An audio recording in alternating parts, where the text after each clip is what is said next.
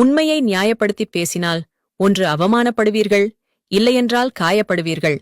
சில உறவுகளும் வாடகை வீடும் ஒன்றுதான். என்னதான் நாம் அழகாக அலங்கரித்து வைத்தாலும் அது நமக்கு சொந்தமில்லை. எப்போதும் யாருக்கும் எதையும் புரிய வைக்க முயற்சி செய்யாதீர்கள். எல்லா மனிதர்களும் கண்ணாடியைப் போலத்தான். உணர்வுகள் உடையும் வரை ஒரே ஒரு முகம் உடைந்துவிட்டால் பல முகங்கள்.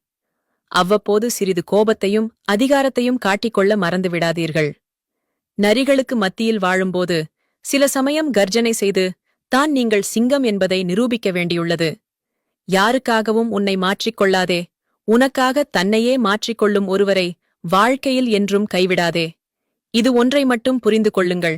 தவறு செய்பவர்களை எளிதில் திருத்திவிடலாம்.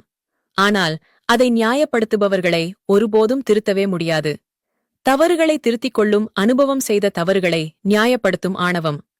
பொய்யாக நடிக்கத் தெரியாதவர்கள்தான் கண்ணீரையும் கோபத்தையும் முதலில் வெளிப்படுத்துகிறார்கள் என்பதை புரிந்து கொள்ளுங்கள். உன்னை மதிக்கும் உறவுகளிடம் தாழ்ந்து பேசணும். உன்னை மிதிக்கும் உறவுகளிடம் வாழ்ந்து பேசணும். வாழ்க்கையில் யாரும் கற்றுத்தராத பெரிய பாடங்களை சில உறவுகள் கற்றுத்தந்து விடுகிறார்கள். வாழ்க்கையில் யாரையும் நம்பி வாழ்ந்து விடாதே என்று. வாழ்க்கையில் சில உறவுகளை முழுமையாக நம்புவதால்தான் அதிகம் ஏமாற்றங்களையும் மாற்றங்களையும் சந்திக்கின்றோம். போலி உறவுகள் நிழல்களைப் போன்றவர்கள். உங்கள் இருண்ட நேரத்தில் அவர்களை எங்கும் காண முடியாது. இன்று உங்களுடன் இருப்பார்கள், நாளை உங்களுக்கு எதிராக இருப்பார்கள். அதிகமான உறவுகளைக் கொண்டிருப்பது பெருமையில்லை. உண்மையான உறவுகளைக் கொண்டிருப்பதுதான் முக்கியம். என்னிடம் பேசு என்று யாரிடமும் கஞ்சாதீர்கள். பின்பு அவர்கள் அதையே ஒரு பழக்கமாக மாற்றிவிடுவார்கள்.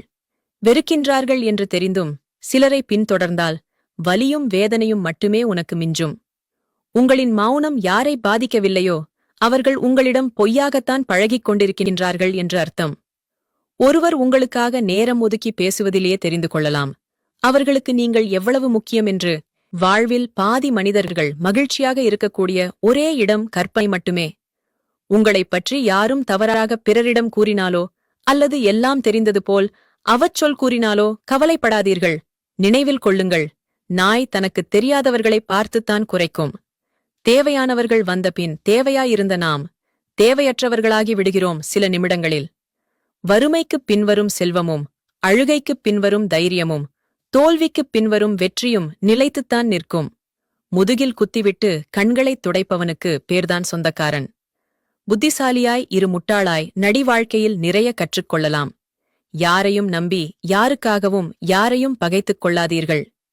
இறுதியில் நம்மை குற்றவாளியாக்கிவிட்டு அவர்கள் ஒன்றாகி விடுவார்கள்.